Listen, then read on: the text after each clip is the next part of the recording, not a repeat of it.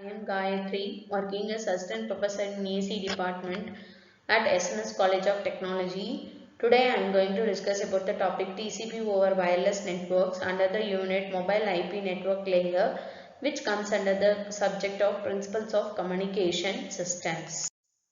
TCP, Transmission Control Protocol, is one of the main protocol of Internet Protocol suite. It lies between the application layer and network layer, which is used in providing reliable delivery services. It is a connection-oriented protocol for communication. The TCP is located in between application layer and network layer. Then IP layer, TCP, then application layer. The TCP enhancement types. The TCP enhancement for the last hop network can be classified into two categories: connection management related approach and wireless loss related approach. The connection management is divided into two, which is split connection and end-to-end connection. And wireless loss related is classified into two, localization and explicit notification. First, split connection working. The indirect TCP is one of the first protocol that use this method. The TCP connection is divided into three segments: the mobile host, fixed host, and or at the end with mobile support router MSR in the middle. The MSR is a router located within the base station which acts as a messenger between fixed host and mobile host. It carries the packet from fixed host to mobile host. This process helps in reducing the congestion related problems as it stops packets from propagating into fixed networks if such problems are present. It also comes into action during transmission error and losses by similarly abstracting the packets from entering the fixed node. The advantage of split connection can be optimized by keeping the wireless characteristics in mind. Local recovery of wireless losses faster than normal TCP due to shorter RTT in wireless link. Allows the mobile host to move to the new cell with little disruption.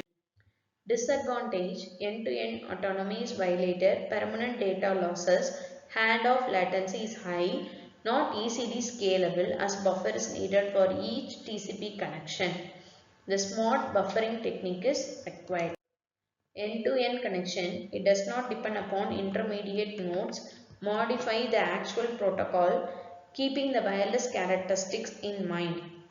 The sender and receiver attempt to determine the cause of packet loss. At the sender, the statistics based on RTT, window size and loss pattern are received. At receiver, if determined by the receiver, it sends a notification to the sender. Upon receipt of the notification, the sender takes appropriate action by reducing the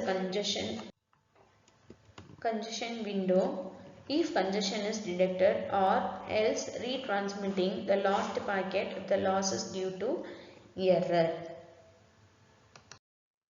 Advantages: it is highly scalable, it is end-to-end semantics is preserved, it can deal with congestion and wireless related losses effectively, it can be implemented without any help from the network, it can work with internet protocol security.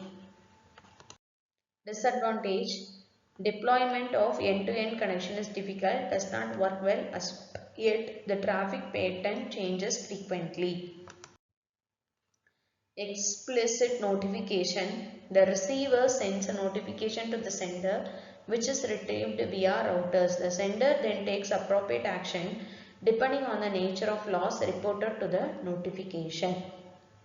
There are many design options for this type of approach depending upon who sends a notification, how the notification is sent and how the notification is interrupted. And advantages: very effective in dealing with packet losses, highly scalable, can work with the encrypted packets. Disadvantage: deployment is very difficult, fails if the path changes frequently.